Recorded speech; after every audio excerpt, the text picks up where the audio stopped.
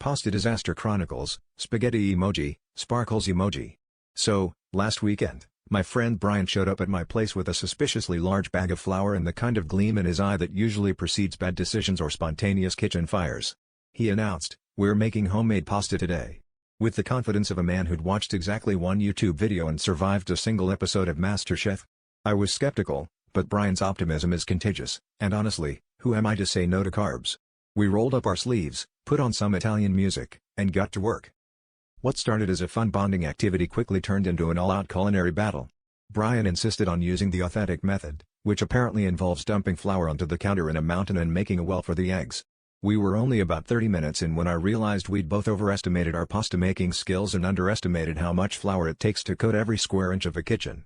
By hour 2, the flour had migrated to places flour should never go, under the fridge, inside the toaster, and I'm pretty sure my cat is still sneezing.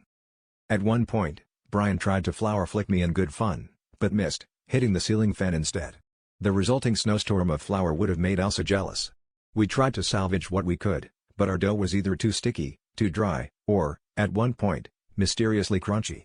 3 hours in, our hands were glued together by gluten, our aprons looked like lab coats after a baking explosion, and the only noodles we produced were a single, limp strand that looked suspiciously like a shoelace.